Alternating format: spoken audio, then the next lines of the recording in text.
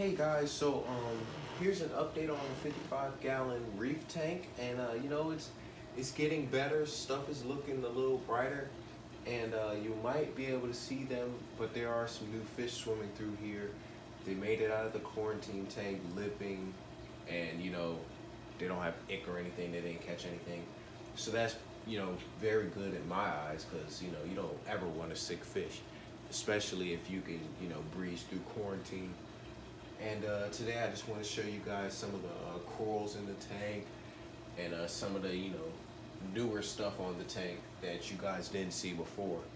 So yeah, if you like this video, make sure to leave a like down below and subscribe, and yeah, let's get right into it.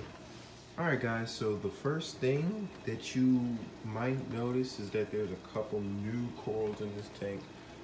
Some of these aren't mine because, as you may or may not know, I'm trying to start a business where I help people begin their reef tanks, and right now I'm just holding a couple people's corals. So the two corals that I'm holding right now is this this branching hammer coral.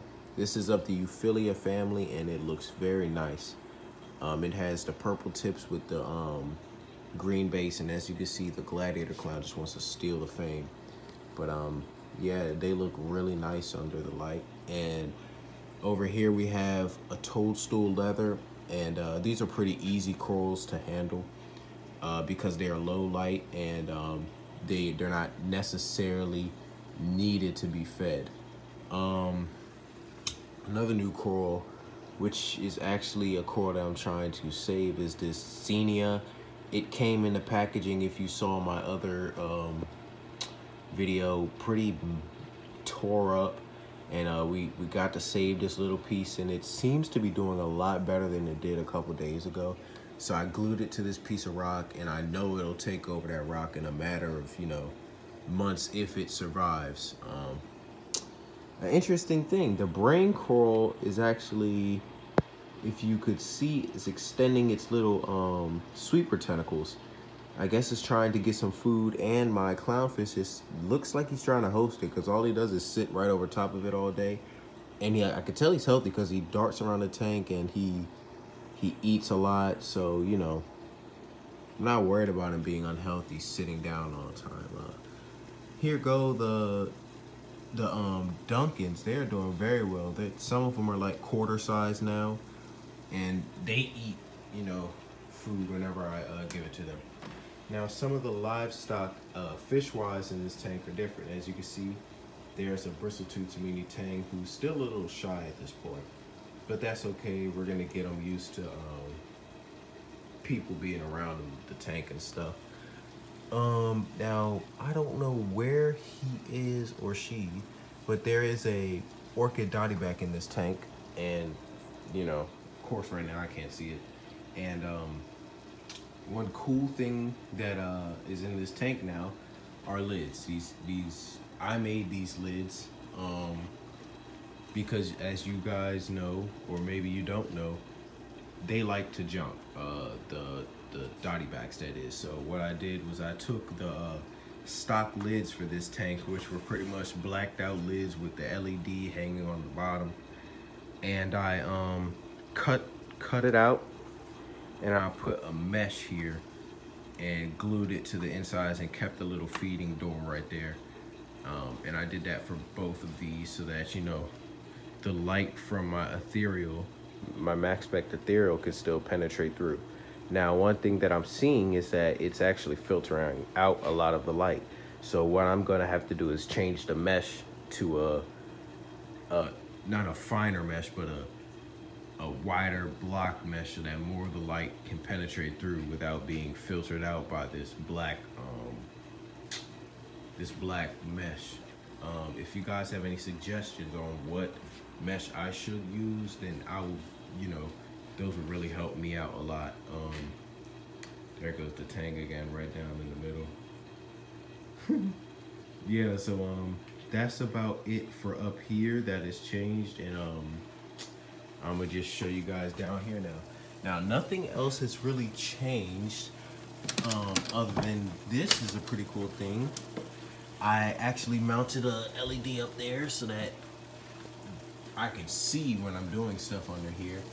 And I got, you know, stuff mounted now so that I can, for ease of access, so that's not hanging over and all the wires and stuff.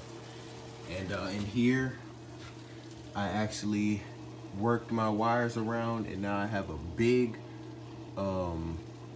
block in here where I could plug in all my stuff, and then all the wires. It's kind of like a bird's nest, but at least it's behind this cabinet, so no one has to see it.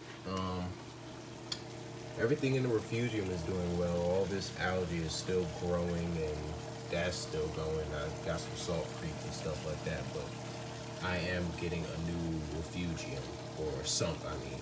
I am investing in the e-shops. If you guys have any other suggestions on a sump that'll fit like a 55-gallon tank, then let me know, because I'm definitely in the market for one, and that's what I'm saving up for now. But yeah, that's about it for down here. And then these lights aren't on the timer, so I don't keep them on all the time. You have to turn it on and off. So yeah, that's about it for the tank. And I hope you guys enjoyed getting this, you know, little quick update about the tank. Now I'm going to show you guys the quarantine tank that is still running with some other fish in it. So this is the quarantine tank. As you can see right now, I have a Bangor Cardinal, and I have a Watchman Goby and a pistol shrimp in here. The pistol shrimp's under there. You can see a little piece of his claw. But these aren't my fish. These are actually going to a customer. So I always like to keep this tank running, because if you don't have fish in a tank, then you'll have a crash, because there's no, you know, poop being produced, or, you know, nutrients being produced, which leaves the bacteria, the beneficial bacteria, with no food, so they all die, and then your nitrates are raised really high.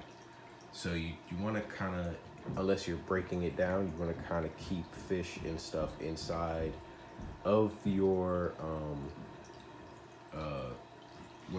your quarantine tank. And I switched around the light up here. Now I have a I think this is a Lumni, just regular saltwater reef light. It's pretty not powerful. I mean, it's just enough to light the tank so that I can look at the fish and observe them. I won't be putting any corals in this because the light's just simply not strong enough.